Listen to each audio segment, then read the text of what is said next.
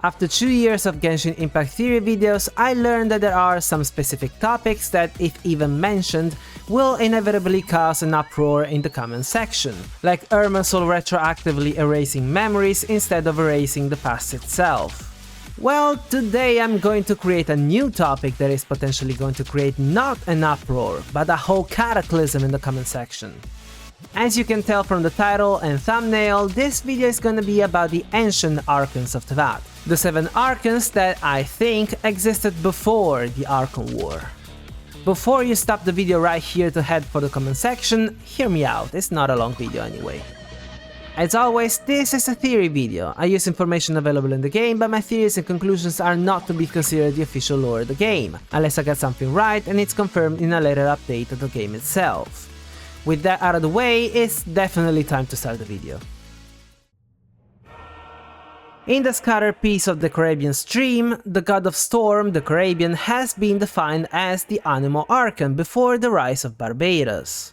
Many of you will dismiss this as a mistranslation, but I don't believe it to be so. The word function in Chinese simply means god of wind, but it has also been used to define Venti as the Animal Archon, which means that in Chinese they refer to the Archons as simple gods. This can be further proven by the fact that the Geo Archon is called Yanji Shen, which means god of rock, the Electro Archon Lei Shen, god of thunder, the Dendro Archon Ca Shen, grass god, the Hydro Archon Shui Shen, river god, the Pyro Archon Huo Shen, god of fire, and the Cryo Archon Bingzhi Shen, the ice god. Going back to Decarabian, back in 1.0, when the scattered piece of Decarabian stream was released, Hoyoverse, well, mihoyo actually, approved the English, Japanese, Korean, German, Russian, Spanish, Portuguese, Thai, and Indonesian translations, in which Decarabian is always defined as the Animal Archon, or with the same words that also define Venti as the Animal Archon. French and Vietnamese are the only languages in which Decarabian is not called the Animal Archon. In French, they don't even say anything about him being a god. It just says son ambition brisée, his broken ambition, and they even removed the streams from the translation, while in Vietnamese they just say this was the ambition and broken dream before Barbatos rose up. I did think about trying to read this in Vietnamese, but after I heard how it was supposed to be pronounced, I decided to avoid embarrassing myself. Then, in version 3.3, 2 more languages were added to the game, Turkish and Italian, and Decarabian is called the Rüzgar Hükümdarı in Turkish and the Archon di Animo in Italian, even though we do have a word for Archon in Italian, which is Arconte, but whatever. Still, these are the same terms used to define Venti as the Animal Archon. If that was a mistranslation, they wouldn't have allowed these 2 new translations 2 years later. Now, to get to the point, I believe that before the Archon War, be it because of their particularly strong powers, or the span of their lands, or, and this is what I believe the most, probably their affinity to their element that allowed them to resonate directly with the authorities of the dragons, some gods were defined as Archons and had a seat in Celestia. But differently from the current Archons, they didn't own a Gnosis, because we know that they were created probably right before the beginning of the Archon War. What are these seats? We don't really know for sure, but I would exclude an actual chair, that's for sure. Considering that with Fossilor's death, the Hydro seat crumbled, and that was the prerequisite for the Water Dragon's authority to be relinquished and be given back to its rightful owner, I would say that the seats are probably some kind of object or device or whatever comes to your mind really that can contain the section of powers that the Primordial One stole from the 7 Dragon Lords of the Old World. This could potentially explain why Decarabian was so powerful that he could envelop the entirety of Old Mondstadt within a huge wind bubble or barrier that even prevented Andrias' attacks from damaging it. Now, if we take into consideration the possibility that some gods of the past had been given a seat in Celestia, so they could use the dragon's authority and be called Archons as a consequence, then what Neuvillette said in the Masquerade of the Guilty Archon quest makes more sense. Talking about Egeria, he said that the Hydro Archon, as one of the 7, did not possess the authority to create a new form of human life. We know that Egeria turned the Oceanids into Oceanid people before the Archon War, because Erinius' story begins when Remus arrived in Fontaine and she was looking for the pure grail to restore Egeria and her land, which means that Egeria had already been sent into confinement because of her sin before Remus arrived. And we also know that another Oceanid, Cassiodor, joined Remuria's army and became a Harmas, so he obviously had a human body. Considering that Egeria was created by an envoy, so a shade, when Teyvat was created in the first place, she had been ruling over Fontaine since way before Remus's arrival, and she was, just like Decarabian, already defined as an Archon back then. This theory would also imply that in a very ancient past, way before the original 7 Archons we know came to life, there were 7 other powerful gods who were defined as Archons, the 7 Neuvillette was most likely talking about after Furina's trial. Now, when it comes to who these gods may have been, I have a few ideas if they are gods we've heard of before. For the Geo-Archon, I would propose the god that used to rule over Chenyu Vale. Fujin told us that when the people used to be able to talk directly with the emissary of the heavens, what we usually call the envoy, so during the envoy age, she served together with Herblord and Lingyuan, an ancient god who then died during the Archon War.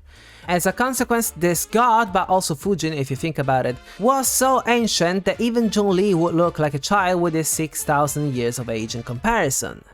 This god was also capable of changing the land as she wished, even causing an entire massive river to flood at will, and she was also said to be able to make every dream come true, so if there was an ancient Archon, my bet is on her, definitely.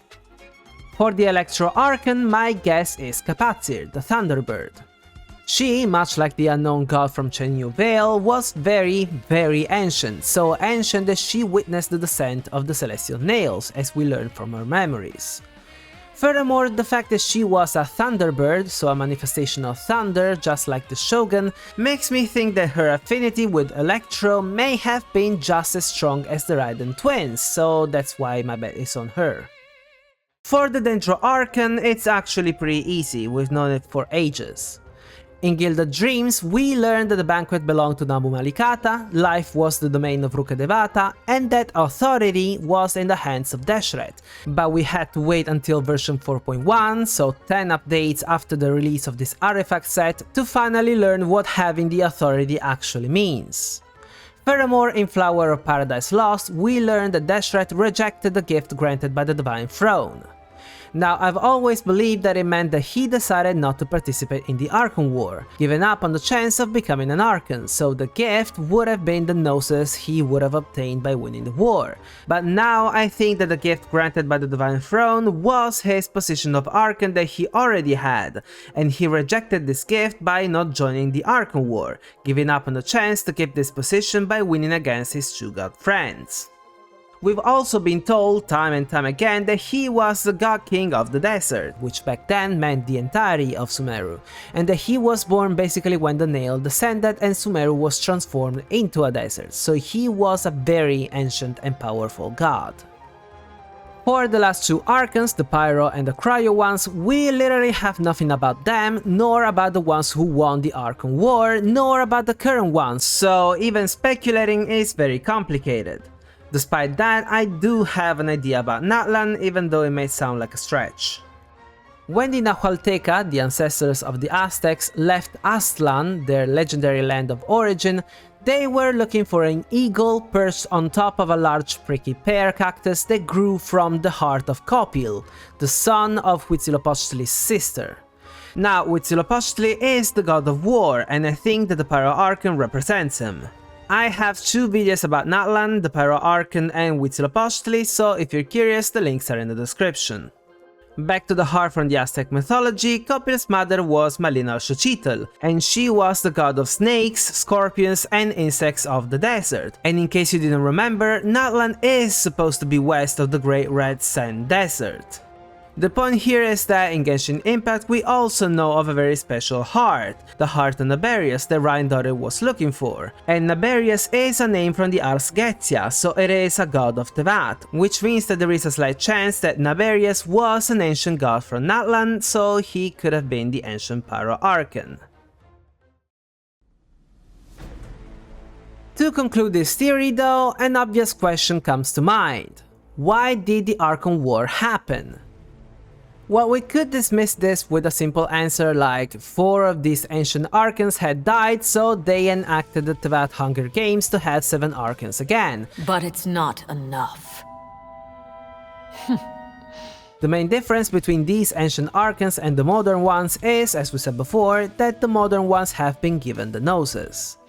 What does that mean? Well, we know that the Gnoses are segments of the remains of the third Descender, but we don't really know for sure what the Gnoses actually are. We don't have a definitive, comprehensive and clear explanation of what their purpose is. What we do know, thanks to Venti, is that a Gnosis is an internal magical focus that resonates directly with Celestia itself. I used to think, up until Fontaine 4.2, that the Gnosis contained the authorities of the dragons, but now I'm starting to see it in a completely different way. I think that the third Descender must have had the same kind of power Either has, that is to gather or acquire the elements and use them without the need of a focus like a vision, also because they didn't exist before the Archon War anyway. This Descender must have gathered all 7 elements and for whatever reason, although my theory is that he learned the truth about Teyvat at the end of his journey, he brought his fight straight to Celestia, where the authorities of the dragons are kept. Someone breaching Celestia is something that has most likely happened already in the past, more precisely during the Envoy Age. We know that the people back then rebelled against the Heavenly Principles and entered the Garden of the Gods, and they might have acquired tiny pieces of those authorities for themselves. When these people died, their memories or souls were absorbed by the ley lines and were used to create new people, and fast forward who knows how many millennia, those reincarnations, if we wanna call them as such, are the few people who are destined to receive a vision, which would also explain why there are some people, like Pantalone or even Jet, honestly, who never received a vision and that will never receive one, despite their ambitions being as intense as those who instead received one. This theory, before all hell breaks loose in the comment section, isn't backed up by any kind of hard proof. It's just my idea of what may have happened, it's pure speculation, so calm down. Anyway, back to the third Descender, he may have faced the Heavenly Principles and lost, like the people of the past, but things were different this time. A Descender with the ability to absorb the elements made his way to the place where the dragon's authorities were kept, and he could have obtained them for himself, becoming a real threat to Teyvat. That's when the Heavenly Principles, together with the Primordial One, used the remains of the third Descender to create the Gnosis, devices that can link a god with their seat, that is, the dragon's authorities. The Gnosis don't actually contain the authorities, they are just a means to convey those powers from the seats to a specific god.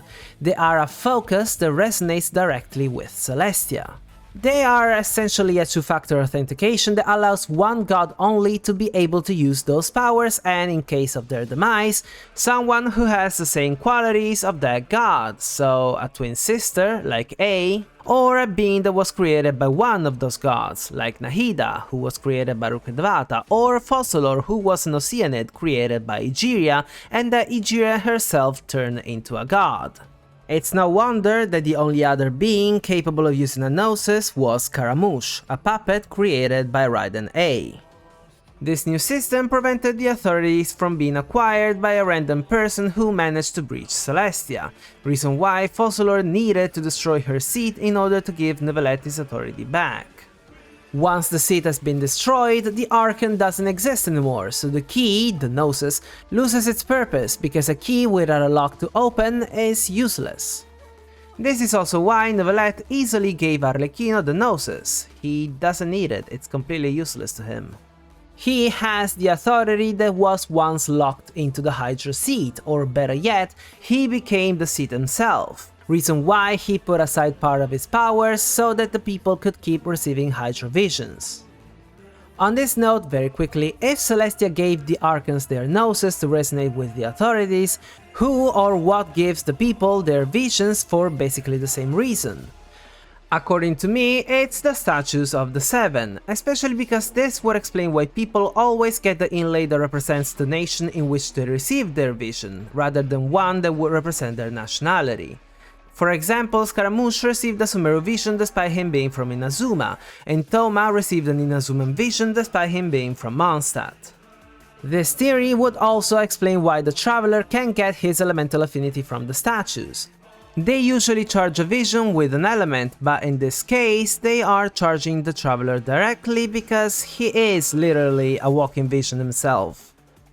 Anyway, to conclude, the fact that 7, well, excluding Nigeria's 6 new gods with the best affinity with their respective elements appeared and won the Archon War makes me think that these gods had been intentionally created, probably by a shade like Igia and Benti were, to take those spots.